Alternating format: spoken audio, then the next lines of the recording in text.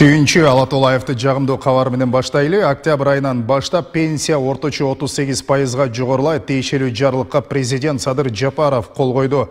Кимге канча сом кошулду? Пенсиянын тегерегиндеги бардык суроолорго Кыргыз Республикасынын социалдык фондунун төрагасы Бактияр Алиев жооп берет. Бактияр Жеңишбекович, арыбаңыз, студияга кош келиңиз. Саламатсызбы.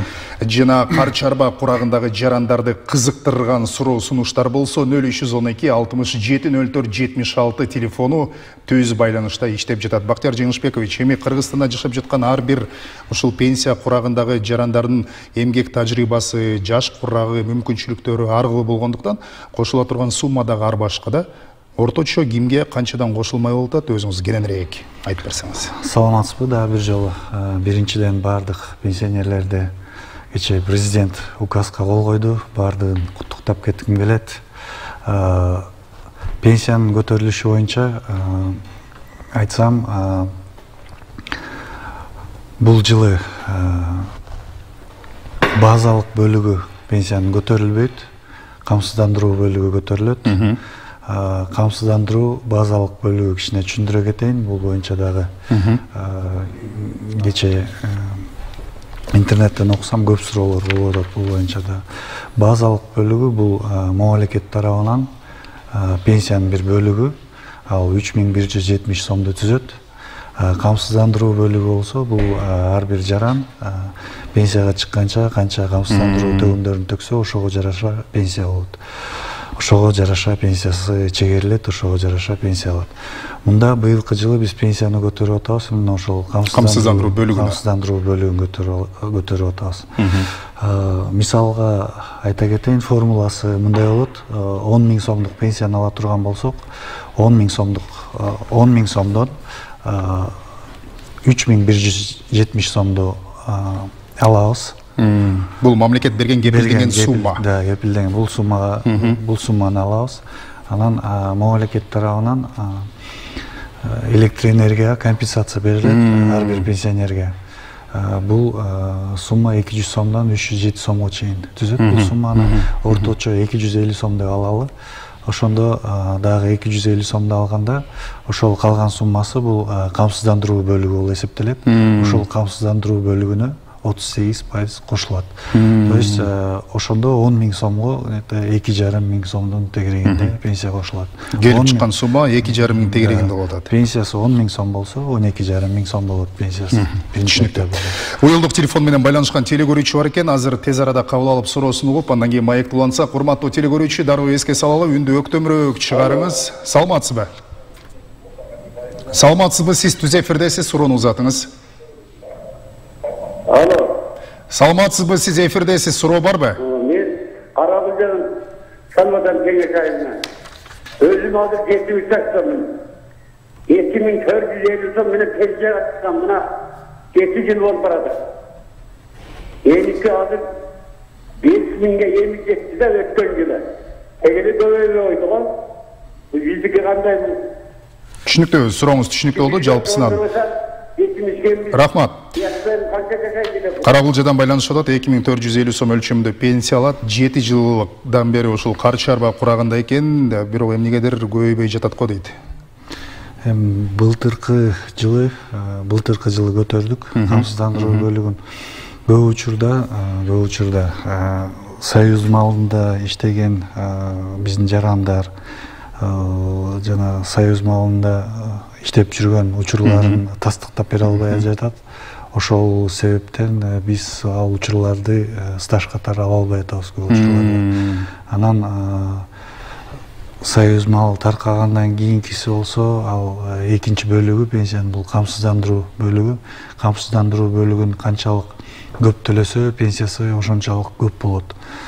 Мисалга айта кетсем, допустим, азыр крестьянский фермерский хозяйстволордон жер үлүшүнөн төлөп жүргөн бизде 400 000 киши бар. Алар айына 7,5-8 сомго 7,5-8 сом эле төлөшөт айына. Мисалга айта кетсем, допустим, ошол эле врач, ошол эле мугалим соцфондко бир айда эгерде 20 000 сом болсо айлыгы, бул жумуш берүүчү 17%-ын төлөйт, 10%-ын иштеп аткан жарандан кармалат. Алар соцфондко 5000 сом төлөшөт бир айына. 7 сом төлөп атат, тигиши бул киши 5000 сом төлөп атат. Анан мындай болуп атат да, ошол жер үлүшүнөн төлөгөндө камсыздандыруу бөлүгү 25 жыл чыгып атат да. Камсыздандыруу бөлүгүн төлөгөндө ошол 25 жылга эркек кишини ала турган болсок, болгону 4000 сом тегереги төлөп атат дагы. 25 жылдын ичинде. Пенсияга чыккан учурда биз бир айда эле 4000 сом тегерегинде кайта пенсия төлөп берип атабыз. Анан камсыздандыруу бөлүгү аз төлөнгөндүктөн, эми 7 сомдон айына эсептегенде аз болуп атпайбы? Ошон үчүн пенсиянын өлчөмү азыраак болуп калып атат. Анан камсыздандыруу бөлүгүн ким көбүрөөк төлөсө, алардыкы көбүрөөк көтөрүлөт пенсиясы. Анан көп учурда жанагындай болуп калып атат, стажын тастыктап бере албайт дагы. Анан требуемый стаж 25 жыл болсо, булар 5 жыл, 6 жыл стаж менен чыгып калып атат пенсиядан. Ал тиги жылдардын подтверждениялары жок болуп калат, документтери жок болуп калат. Соцфонд төрагасы баса белгилегендей, урматтуу телекөрүүчү, дагы бир жолу түшүндүрө кетели. Негизи биздин өлкөдө ушул пенсиялык системанын негизги эки булагы бар. Бул сиз атаган ушул камсыздандыруу төгүмдөрү, анан республикалык бюджеттен төлөнө турчу, каржылана турчу белгилүү бир сумма. Бул ирет ошол камсыздандыруу бөлүгү көбөйтүлүп жатат. Камсыздандыруу бөлүгү ар кимдин ошол иштеген жылына, тажрыйбасына жана канча төккөн төгүмүнө жараша болот. Азыр дагы бир телекөрүүчү бар. Саламатсызбы? Жакшыларбы? Угуп жатабыз, түз эфирдесиз, суроону узата бериңиз. Саламатсыздарбы? Биздин сурообуз төмөндөгүчө эле, жанагы МВДнын пенсионерлерине пенсия кошулабы? Ички иштер тармагында иштегендерге пенсия кошулабы дейт? Биз социалдык фонд, сиз өзүңүздөр билсеңиздер керек, эки мыйзам бар да. Бир мыйзам, сиздер пенсияга чыккан мыйзам, бул закон о государственном социальном пенсионном обеспечении военнослужащих деген мыйзам бар. Сиздер ошол мыйзамдын негизинде чыгасыңар. Сиздердин ар бир ведомство, МВД, прокуратура, Министерство обороны, ГКМБ, сиздерде өзүңүздөрдө службалар бар. Сиздер өз алдынча политиканы алып барасыңар, пенсияны чектөө боюнча. Сиздердикин биз аркылуу, биз только транзитом өтөт, биз только сиздерге жеткизип беребиз пенсияны. Чектөө биз жактан каралган эмес. Ошон үчүн военнослужащийлерди биз карабайбыз, ал боюнча мен жооп бере албайм. Урматтуу телекөрүүчү, 0312 67 04 76 бизде убакыт абдан кыска болгондуктан суроолорду мүмкүн болсо бат-баттан узаталы. Жана кезектеги көрүүчүбүз бар. Кутман күнүңүз менен. Сиз түз эфирдесиз, саламатсызбы? Саламат. Угуп жатабыз, суроо барбы? Алло, ассаламу алейкум. Арыбаңыз, кош келиңиз, узата бериңиз суроону. Төрага мырза, мен сизге мындай суроо берем. Мен 40 жылдык пенсияга деп даярдап 2016 жылы пенсияга чыккам. Бирок 3 жылын архивде жок экен деп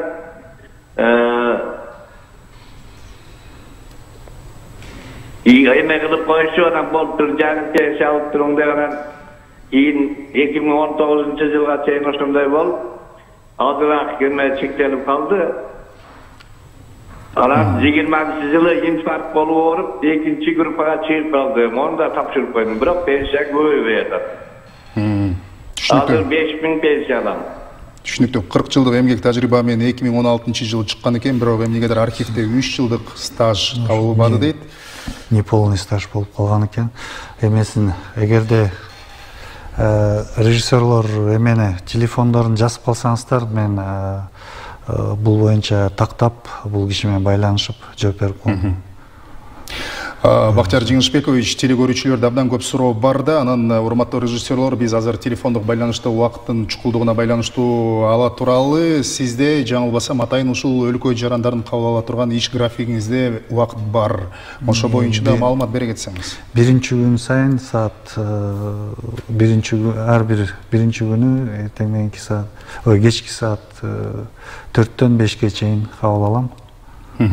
жазылып келсеңиздер болот. Ар дүйшөмбү саат 16-дан 17-ге чейин социалдык фонддун төрагасы Бактияр Жеңишбекович Алиев жарандарды суроолордун тегерегинде кабыл алып жооп берет. Бактияр Жеңишбекович, эми ушул социалдык фондко камсыздандыруу үчүн акча каражатты ай сайын мамлекеттик, муниципалдык кызматкер болобу, социалдык кызматкер болобу, жеке сектордо иштеген кызматкер болобу ай сайын чегирип турат.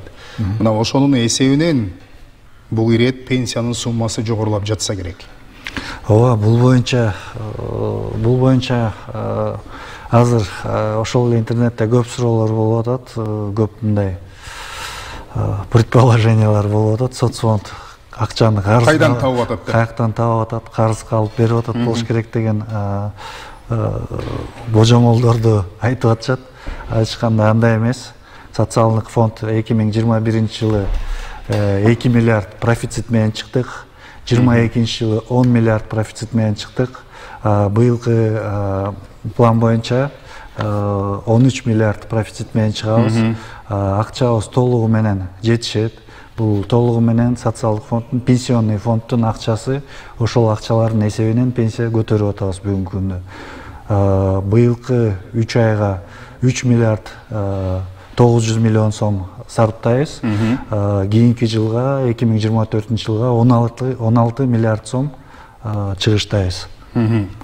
Белгилей кетели, бул сумма бир топ ортодогу айырмачылык. Демек, кийинки 2024-жылы сиз айтып аткан 16 миллиардтын өзү пенсия мындан дагы буйруса жогорулайт деген. Жок, биз прогноз бар болушу мүмкүн. Жок, бул 1-октябрдан жогорулап атпайбызбы? Ооба. Могу 1-октябрдан ошо октябрь, ноябрь, декабрдагы 3 айдын жогорулаган сумма бул 3 миллиард 900 миллион.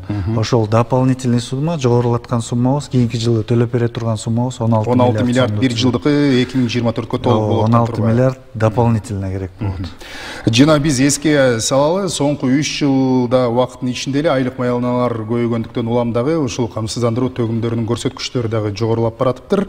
Цифра менен айта турган болсок, 2020-жылы 33 миллиардтан ашыгы, 21-38 миллиард, 22-жылы 51 миллиард болгон. Ал эми ушул жылдын сентябрь айына карата чекерилген сумма 62 миллиард 878 миллион сомду түзүптүр.